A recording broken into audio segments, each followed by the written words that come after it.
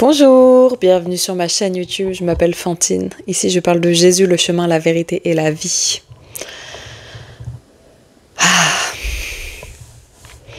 Franchement, cette vie n'est que grâce.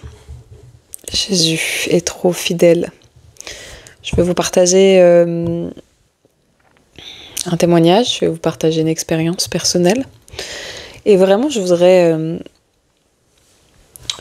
voudrais qu'à chaque fois qu'on partage un morceau de la parole de Dieu, que vous-même vous puissiez aller lire la Bible et aller demander au Saint-Esprit les révélations supplémentaires qu'il a à vous accorder, parce que en fait moi le but de cette chaîne YouTube c'est de pouvoir partager ma vie en Christ et de pouvoir montrer qu'encore aujourd'hui en 2024 la parole de Dieu est vivante, qu'on peut avoir 30 ans et servir le Seigneur alors qu'on vient d'une vie complètement éloignée de Dieu, et que voilà en fait je viens clairement faire la pub de la chrétienté, le christianisme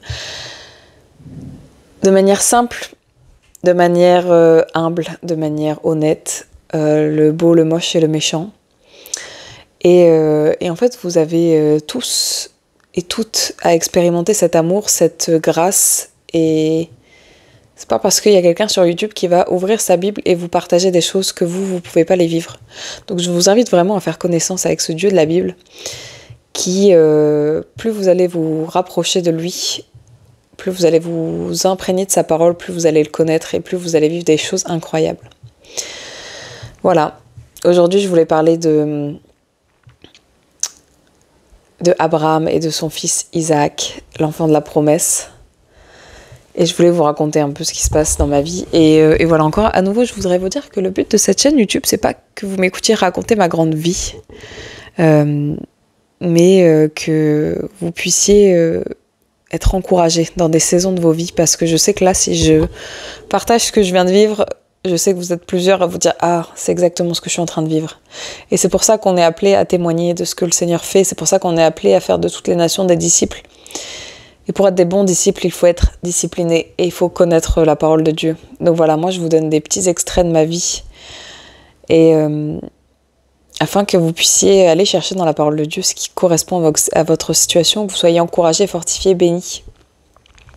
Voilà. Donc, on va parler d'Abraham et d'Isaac, et on va parler de promesses. Et on va parler de, est-ce que moi, dans ma marche chrétienne, je suis plus attachée à Dieu ou aux promesses qu'il me donne? Est-ce que je suis plus attachée au caractère de Dieu, à qui il est, ou à sa main qui me bénit? Et en fait, moi, ça fait longtemps que tout ça, j'ai coupé. J'ai dit, Seigneur, moi, je veux vivre que pour ta gloire. Donc même l'argent, ça me fait plus rien. Enfin, franchement, donnez-moi plus. Si je gagnais plus, c'est pour donner plus, en fait. C'est pour bénir plus les gens autour de moi. Il n'y a plus rien de...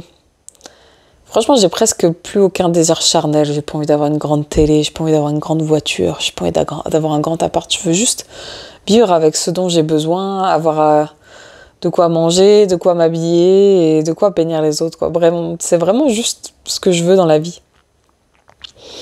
Et pareil, au niveau des choses qui me tenaient à cœur avant d'être en Christ, le fait d'être maman, le fait d'être en relation et tout, c'est quelque chose que j'ai donné au Seigneur en mode, Seigneur, si t'es pas dedans, j'en veux pas, de toute manière. Si demain tu me dis tu veux pas que je sois maman parce que ça fait pas partie de ton plan, bah gloire à Dieu, c'est que t'as d'autres plans pour moi. Et en fait, pour être tout à fait transparente, et là je vais partager des choses que même la personne concernée n'est pas vraiment au courant, donc voilà, que cette personne va l'apprendre sur cette chaîne. Hier, j'étais résignée dans mon cœur. Vraiment, le Seigneur avait permis que mon cœur s'endurcisse. Hier, j'étais résignée dans mon cœur, et dans un moment de cœur à cœur avec le Seigneur, je lui ai dit « Ok, je suis prête à laisser partir ta promesse. Tant pis. » Et pas je suis prête. Enfin, en fait, on va lire le passage dans la Bible d'Abraham. Et je vais vous faire un petit check-up. Donc, Abraham, vous savez, c'est le père, celui qu'on appelle le père de la foi. Dieu lui a dit qu'il allait être le père d'une descendance très très nombreuse. Et en fait, les années passent. Et en fait, à un moment, à l'âge de 83 ans, donc quand Abraham avait 83 ans, Sarah, qui en avait, je sais pas, 75, un truc comme ça, elle a dit à Abraham, bah si c'est comme ça, écoute, Dieu, il t'a promis une descendance, mais ça, enfin voilà, apparemment, on a besoin de lui donner un coup de main, donc tu as qu'à prendre ta servante et avoir des rapports avec elle, et comme ça, elle te donnera un fils. Ça m'a fait penser déjà au passage où Adam et Ève, pardon, c'est pas une pomme, où ils mangent le fruit défendu. C'est Ève qui a eu la bonne idée, et c'est Adam qui a fait OK. Et ben là, c'est pareil. C'est Sarah qui a eu la bonne idée, et Abraham, il a dit ah bon, d'accord.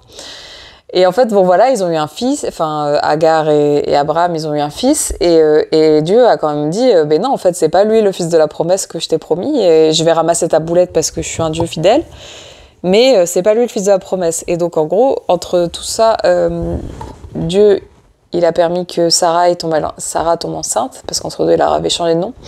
Et Abraham, il avait 99 ans quand Sarah est tombée enceinte.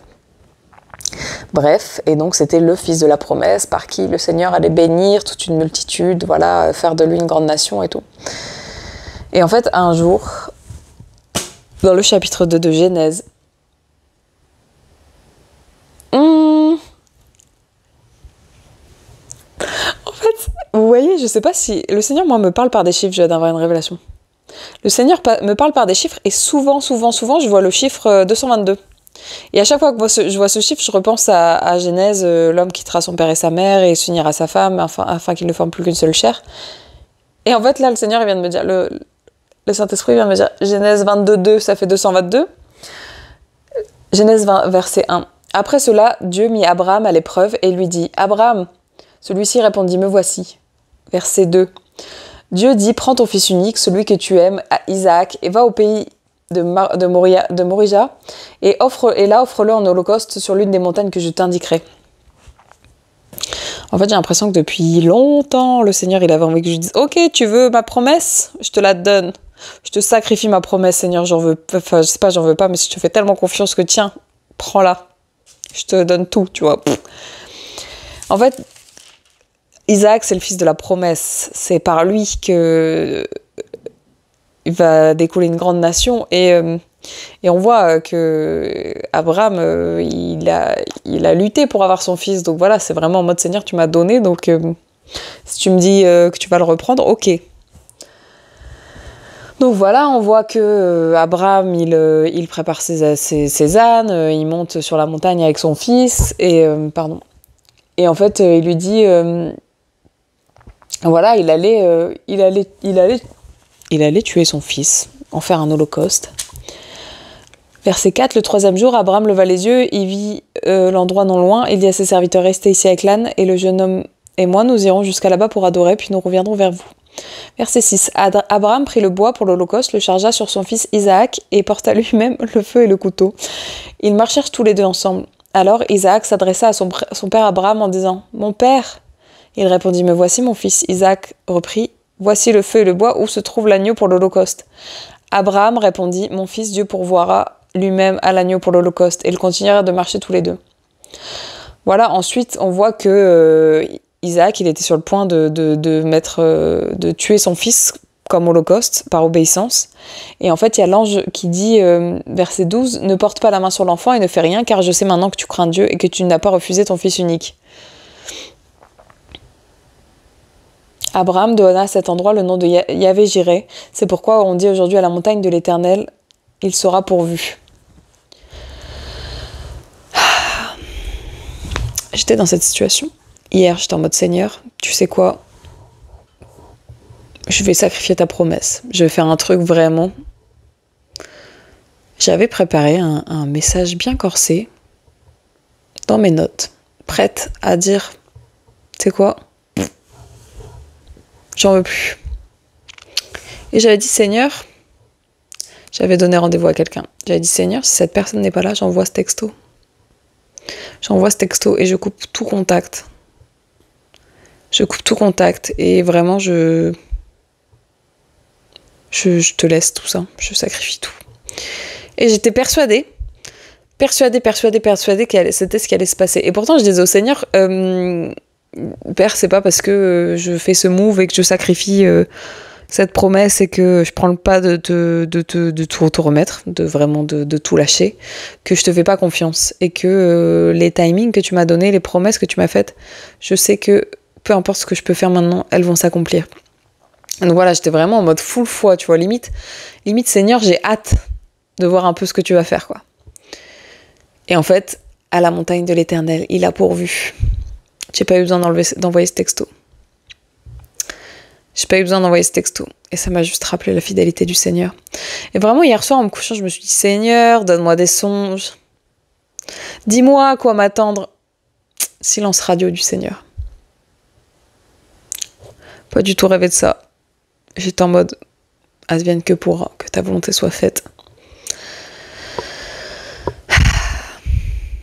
La foi, c'est tellement une folie. Et quand on en arrive à ce degré de se dire, waouh, Seigneur, à chaque jour, tu m'enseignes. C'est comme si ma vie était... Chaque jour de ma vie est un passage biblique, vraiment. Quand on dit, c'est Saint-Esprit, fais-moi diminuer pour pouvoir ressembler de plus en plus à Jésus, je suis toujours estomaquée de la façon dont le Seigneur y fait. Et c'est pour ça que je vous invite vraiment à lire la parole. Et je vais prier. Que le Seigneur, il nous donne la force, le courage et la détermination d'abandonner, de sacrifier nos promesses pour qu'on puisse le rencontrer différemment. Seigneur mon Père, merci pour ta grâce, merci pour ta parole, qui est plus tranchante qu'une épée à double tranchant. Merci mon Père pour les personnes qui sont en train de regarder cette vidéo. Seigneur, je sais que tu ne me permets pas de raconter ma vie si c'est pas pour toucher quelqu'un, Seigneur. Donc je prie que tu touches la personne qui est concernée par ce message. Je prie que tu lui donnes la force et la foi nécessaires et l'assurance en ta parole et en tes promesses de lâcher prise.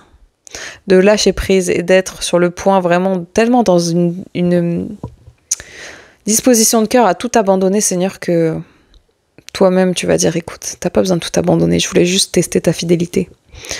Je prie vraiment que tu donnes à tout à chacun les révélations dont ils ont besoin, sur ce dont ils ont besoin de lâcher prise. Je déclare et décrète que tu fais toutes choses nouvelles, dans le nom de Jésus. Tu fais toutes choses nouvelles, Seigneur.